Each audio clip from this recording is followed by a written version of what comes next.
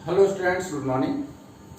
देखिए, हमारा जो लास्ट टॉपिक चल रहा था उसमें हमने गैल्वेनिक सेल्स और उसके अलग अलग रिलेशंस पर डिस्कशन किया था। अब हमारा जो टॉपिक है वो नेक्स्ट टॉपिक है commercial cells. What are commercial cells और बैटरीज? हम जिसे बैटरी बोलते हैं तो वो क्या होती है, बैटरी किसे कहते हैं, सेल और बैटरी में क्या डिफरेंस है। तो आपको बता दें कि अगर कई गैल्वेनिक सेल आपस में सीरीज में कनेक्ट कर दिए जाएं तो उनका हम कॉमर्शियली यूज करते हैं और उनको कहा जाता है बैटरी। सिंगल सेल को बैटरी कहना ठीक नहीं है, लेकिन अगर कई सेल आपस में कनेक्ट हैं और उन सेल को कनेक्ट करके एक नया कॉम्पैक्ट सेल तैयार किया जाए तो उसको क्या कहा जाएगा, तो बैटरी। तो कॉमर्शियल सेल्स को ही हम बैटरी कहते हैं। इसका मतलब क्या है, battery is the arrangement of two or more galvanic cells connected in the series. तो इसको डिफाइन कैसे करेंगे, नोट कर लीजिए। A battery is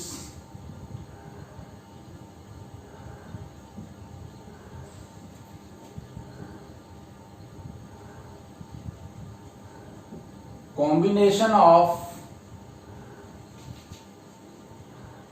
two or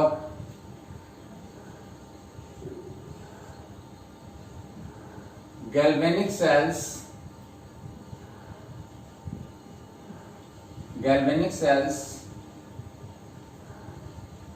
connected in series।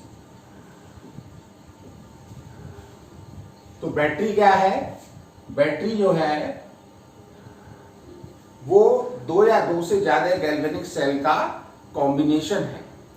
किसी भी कॉमर्शियल सेल या बैटरी में क्या क्या विशेषताएं होनी चाहिए, कोई भी बैटरी जो है उसको क्या क्या कंडीशंस फुलफिल करनी चाहिए, तो वो देख लीजिए।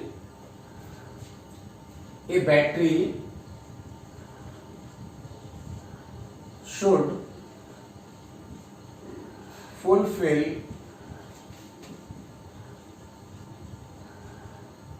following conditions।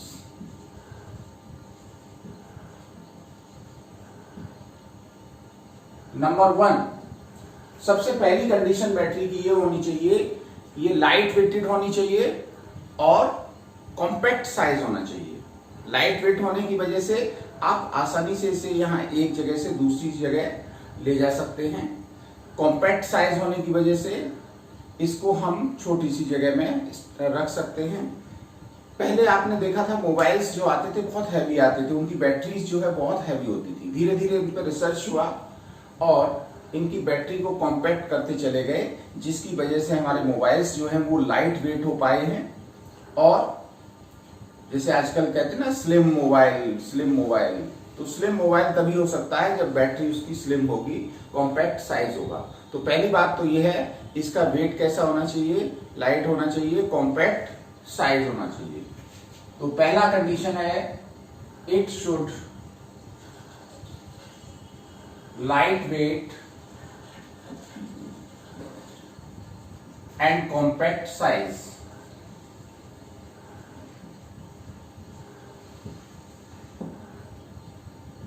पहली आपकी जो विशेषता है बैटरी की वो क्या होनी चाहिए, light weight and compact size. दूसरी बात, बैटरी यूज करते समय उसका जो वोल्टेज है बीच में ड्रॉप नहीं कर जाना चाहिए। तो the voltage should not drop during the use of battery. The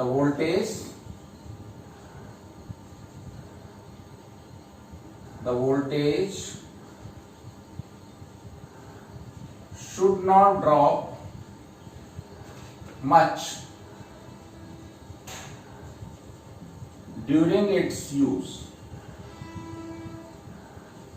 इसका यूज करते समय वोल्टेज थोड़ा बहुत ड्रॉप हो सकता है, लेकिन बहुत ज्यादा ड्रॉप नहीं होनी चाहिए। तीसरी बात, इसकी एक लॉन्ग लाइफ होनी चाहिए। बैटरी जो है वो लॉन्ग लाइफ का मतलब हमारा ये है कि एक रीजनेबल लॉन्ग लाइफ होनी चाहिए कि हमें मान लीजिए मोबाइल की बैटरी है 2-3 साल, आपकी लाइफ 3 साल होनी चाहिए। घरों में बैटरी यूज़ करते हैं 2-3 साल यूज़ होनी चाहिए, अन्यथा उसकी कॉस्ट जो है वो ज़्यादा पड़ती है। लॉन्ग लाइफ होती है तो कॉस्ट कम आती है, तो पर ईयर कॉस्ट अगर देखें वो कम आती है। तो it should be reasonably long life, it should be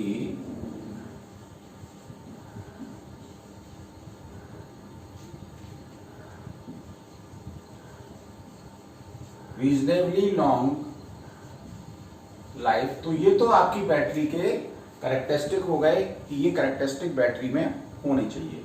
अब आते हैं टाइप्स, कितने तरह के होते हैं कॉमर्शियल सेल्स। तो आपको बता दें commercial cells are of 2 types. पहले हैं प्राइमरी सेल और दूसरे हैं सेकेंडरी सेल। प्राइमरी सेल उन सेल्स को कहा जाता है जिनमें रिडॉक्स रिएक्शन से एनर्जी प्रोड्यूस होती है और केवल एक बार ही उनको यूज किया जा सकता है, मतलब दो cells which can not be recharge, जिनको दोबारा से रिचार्ज नहीं किया जा सकता है। रिडॉक्स रिएक्शन केवल एक बार होती है और कुछ टाइम बाद ये डेड हो जाते हैं। सेकेंडरी सेल्स किन्हें कहते हैं? सेकेंडरी सेल्स उन्हें कहते हैं जिनको बार बार रिचार्ज किया जा सकता है। तो types of commercial sales,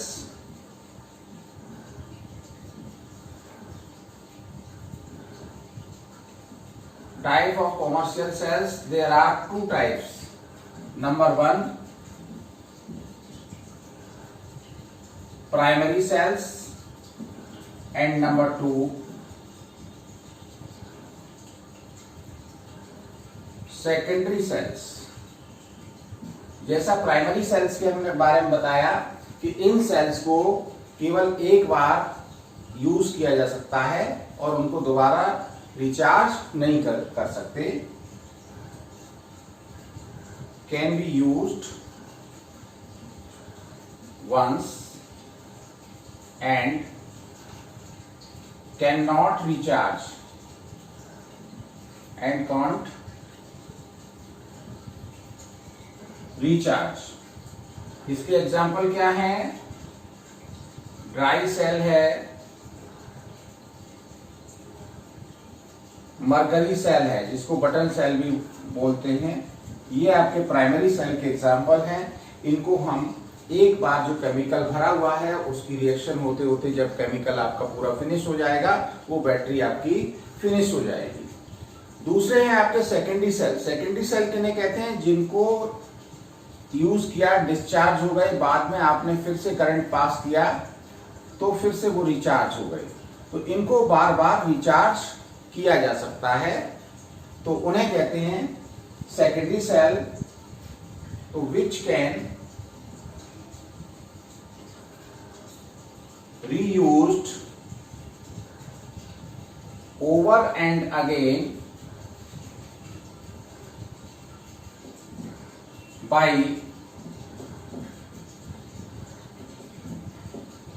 recharge, जिनको हम बार बार यूज कर सकते हैं उनको सेकेंडरी सेल बोलते हैं। जैसे आपके घर में लेड स्टोरेज बैटरी है, वो किसका एग्जांपल है? सेकेंडरी सेल का एग्जांपल है। मोबाइल सेल्स में जो यूज कर रहे हैं वो क्या है? वो भी आपका सेकेंडरी सेल है। तो एग्जांपल इसका हो गया, for example lead storage battery, lead storage battery, nickel cadmium cell, nicad cell भी बोलते हैं, निकेल कैडमियम सेल, जो कि आपके मोबाइल फोन्स में होता है। तो इस तरह से ये 2 टाइप के सेल हो गए, प्राइमरी, सेकेंडरी। तो व्हाट आर सेल और commercial cell batteries, what should be the characteristic of these batteries and what are the types of these batteries. इसको आप जल्दी से नोट करिए, फिर आगे चलते हैं।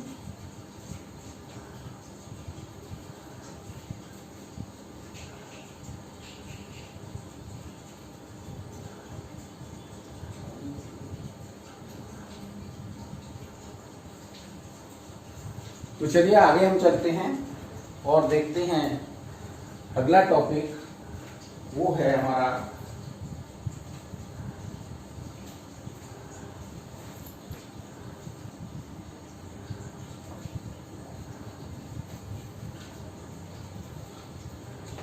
कुछ प्राइमरी सेल्स और सेकेंडरी सेल्स के बारे में अब हम स्टडी करेंगे।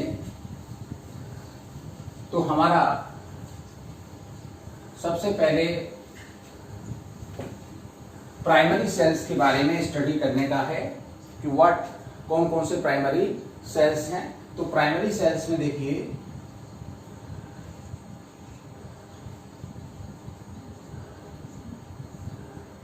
जैसा कि हम आपको पहले ही बता चुके हैं कि primary cells are those cells which can not be recharge, can be use only once. तो सबसे पहले प्राइमरी सेल आता है ड्राई सेल। पहला है ड्राई सेल। आपने देखा होगा घरों में जो आपके क्लॉक्स हैं उनमें, जो आपकी टॉर्च होती है उसमें, ट्रांजिस्टर्स वगैरह होते हैं उसमें जो सेल यूज किए जाते हैं, रिमोट कंट्रोल वगैरह में भी यूज किए जाते हैं, वो सेल जो होते हैं वो प्राइमरी सेल होते हैं। वो उनमें केमिकल भरा होता है, उसकी केमिकल रिएक्शन होती है। जब आप उसको स्विच ऑन करते हैं तो केमिकल रिएक्शन होती है और उससे हमें एनर्जी मिलती है। जब वो सारा केमिकल कंज्यूम हो जाता है तो वो डेड हो जाते हैं, उनको फिर से चेंज करना पड़ता है। तो वो ड्राई सेल का एग्जाम्पल है। तो पहले हम ड्राई सेल के बारे में पहले इसका फिगर देखते हैं, किस तरह से ड्राई सेल होता है। आप इस फिगर को देखिए, समझ लीजिए।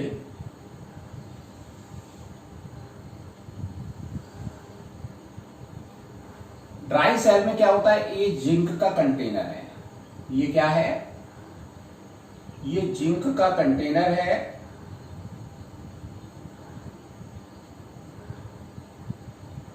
जिंक का एक बॉक्स होता है, इसमें इसके मिडिल में एक ग्रेफाइट रॉड होती है। This is graphite rod. ये जिंक के कंटेनर को टच नहीं करती है। इस रॉड के ऊपर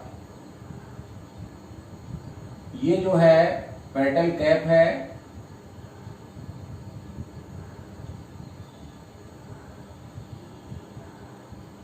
इस रॉड के चारों ओर एक पोरस सेपरेटर होता है।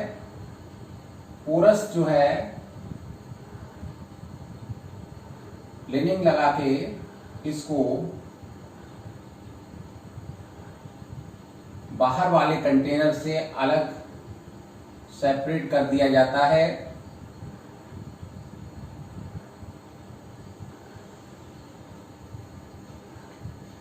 ये तो आपका हो गया ग्रेफाइट रॉड।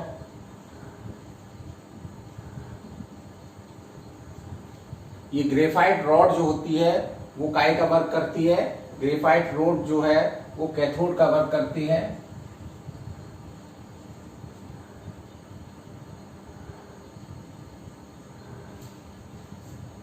जिंक कंटेनर है, ये नेगेटिव पोल होता है। ये क्या है,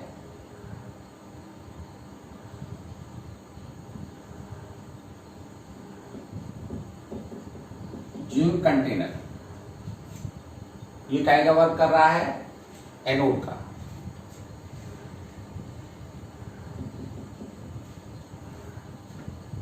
इसके आगे ये आपका जो है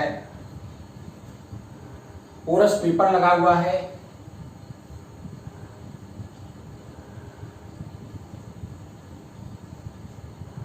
इसके अंदर और इस रॉड को घिरे हुए चारों तरफ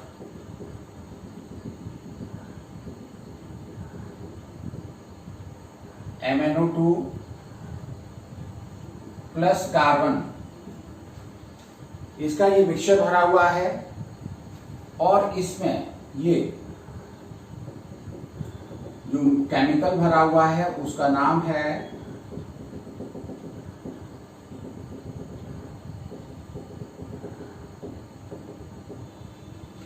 NH4Cl और ZnCl2 का paste of NH4Cl and ZnCl2। तो इस तरह से, अच्छा इसके चारों ओर और क्या होता है वो भी समझ लें। इसको यहां पर ये जिंक कंटेनर है, इसके बाहर कार्डबोर्ड से इसको सील कर दिया जाता है।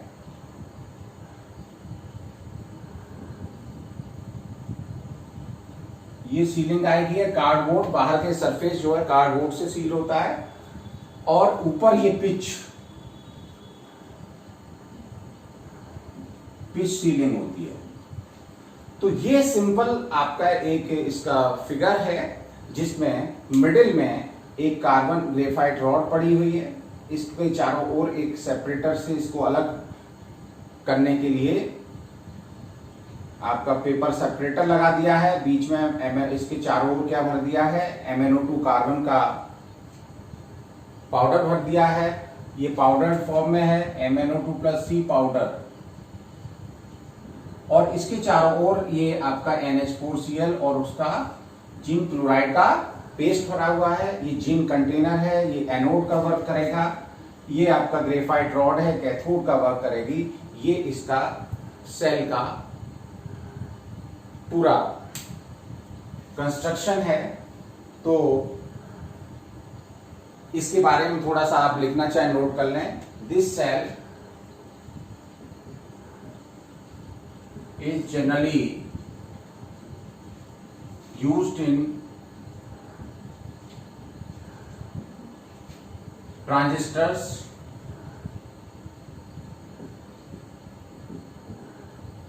clocks, remotes etc.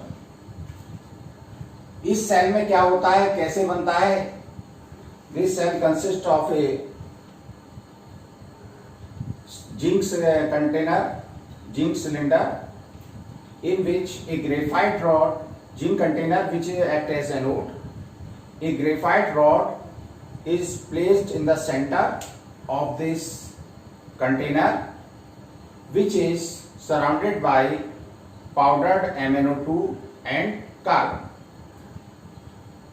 Zinc container is protected by cardboard, and the paste of NH4Cl and ZnCl2 is used as electrolyte. ये इसके बारे में आप लिख देंगे। अब आती है बात रिएक्शन क्या क्या होती है, what are the reactions takes place at the electrodes, respective electrodes. तो रिएक्शंस देख लीजिए, reactions taking place at electrodes। Anode पर सबसे पहले देखते हैं एनोड। एनोड का है जिंक कंटेनर जो है वो एनोड का वर्क कर रहा है। तो इसमें क्या होगा, जिंक जो है उसका ऑक्सीडेशन होगा। एनोड वो इलेक्ट्रोड होता है जिस पर ऑक्सीडेशन होता है, तो Zn will change into Zn+2 ion plus 2 electrode. ये आपका ऑक्सीडेशन हो गया। अब बात करते हैं कैथोड पर। कैथोड पर क्या होगा,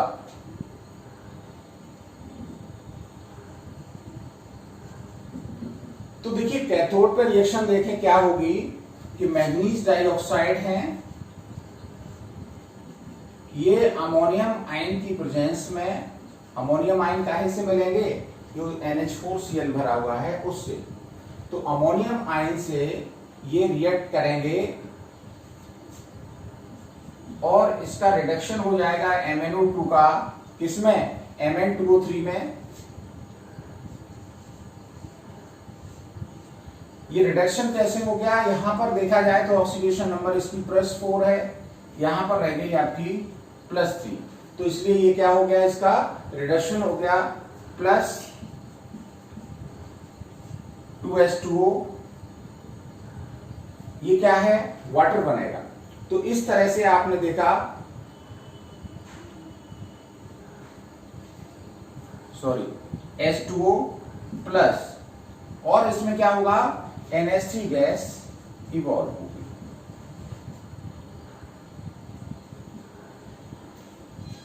तो इस तरह से ये आपकी रिएक्शन आप कैथोड पर हो रही है, ये रिएक्शन किस पर हो रही है, एनोड पर हो रही है। यहां पर एक बात ध्यान देने की है कि NH3 गैस जो इवॉल्व हो रही है इसकी वजह से सेल क्या होगा, बर्स्ट हो जाएगा। लेकिन बर्स्ट क्यों नहीं होता है? बर्स्ट इसलिए नहीं होता है कि वो Zn और Cl जो जिंक और क्लोराइड, जिंक क्लोराइड लिया गया है, उसका रोल ये है इसको कॉम्प्लेक्स सॉल्ट में बदल देना। तो NH3 गैस जो है वो जिंक क्लोराइड से ZnCl2 से NH3 गैस रिएक्ट करके क्या बना लेती है, ये बना लेती है Zn NH3 का whole twice Cl2 complex compound. इसका नाम क्या हो जाएगा, डाईएमीन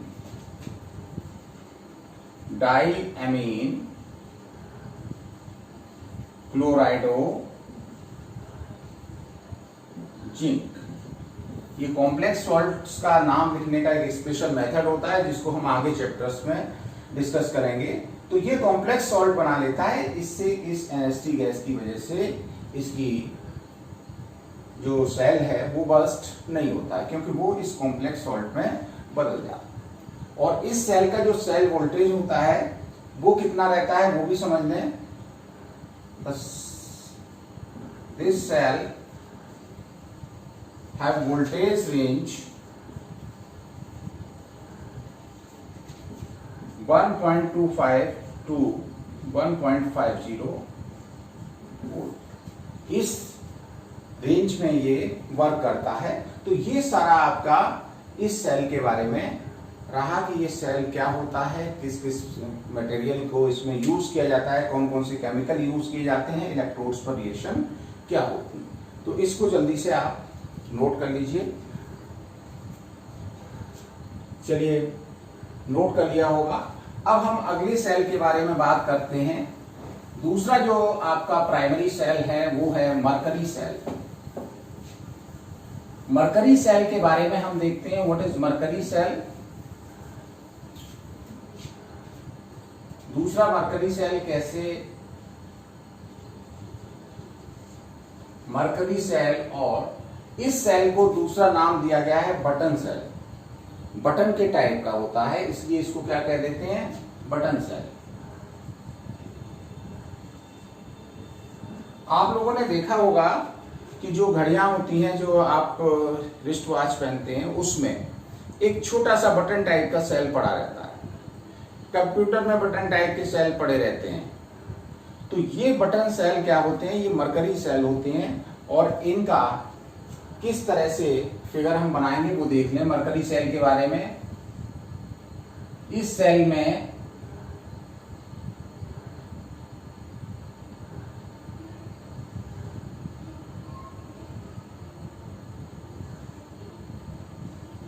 इसमें भी क्या होता है, जिंक का कंटेनर होता है।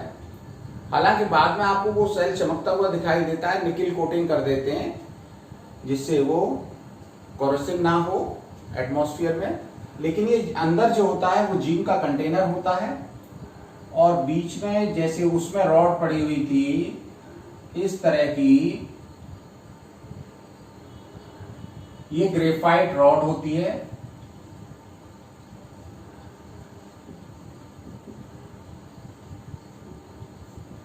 ये ग्रेफाइट रॉड है, ये काय का वर्क करती है, कैथोड का।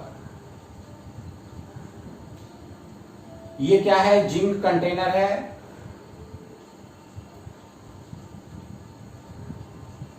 जैसा आपको बताया था पहले,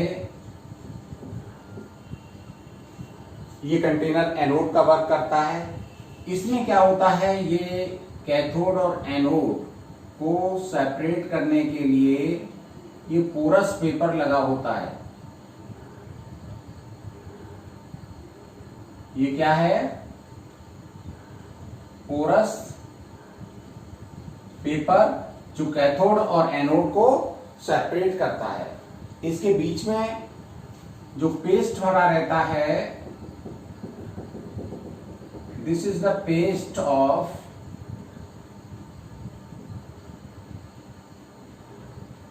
HgO प्लस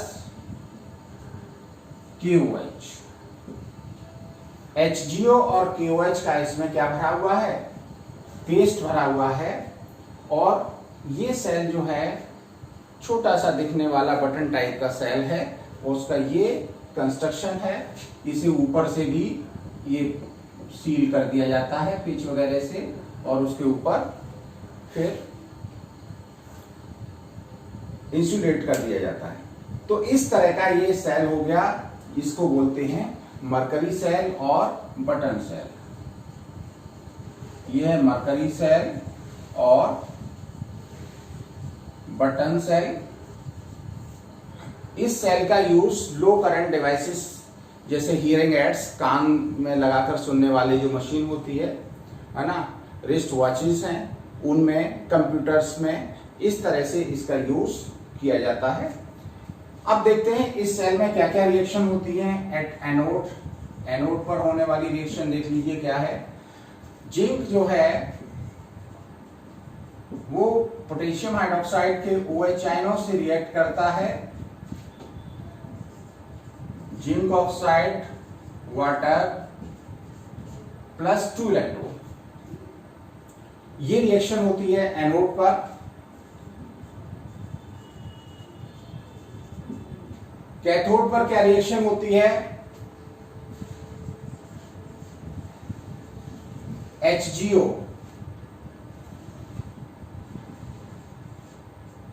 और H2O, इनकी आपस में रिएक्शन होती है और बन जाता है Hg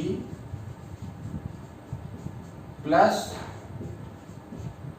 ये रिडक्शन होता है इसलिए यहां पर 2 इलेक्ट्रॉन आ जाएंगे, +2 इलेक्ट्रॉन, तो इससे बन जाता है मरकरी प्लस हाइड्रोक्साइड आयन।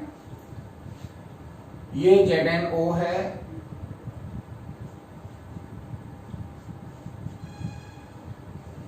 अब देखिए अगर हम ओवरऑल रिएक्शन देखें तो क्या हो जाएगी। ओवरऑल रिएक्शन देखिए, OH आयन कैंसिल हो जाएंगे, इलेक्ट्रॉन कैंसिल हो जाएंगे, वाटर कैंसिल हो जाएगा, तो ओवरऑल रिएक्शन हो गई Zn plus HgO equal ZnO plus Hg।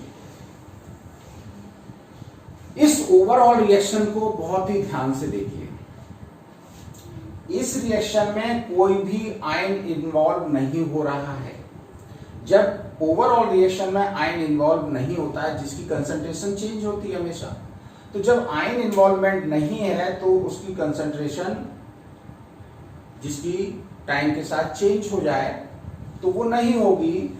इसलिए ये क्या करेगा, cell continuously constant voltage supply करता रहेगा। तो इसमें ये बात आप नीचे नोट कर लेना कि overall reaction does not involve any ion whose concentration can change. So this cell gives continuous constant potential throughout its life and its potential is 1.35 volt. ये constant potential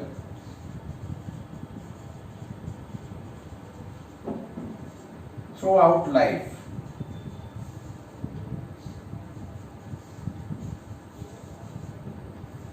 देता है। तो इस तरह से ये सेल आपका हो गया मरकरी सेल या बटन सेल, ये प्राइमरी सेल्स हो गए। अब हम आगे जो है वो सेकेंडरी सेल और फ्यूल सेल के बारे में डिस्कस करेंगे, और इस जो सेल्स हैं इनका पूरा आप नोट्स बना के तैयार करिए और हमें सेंड कर दीजिए। Thank you.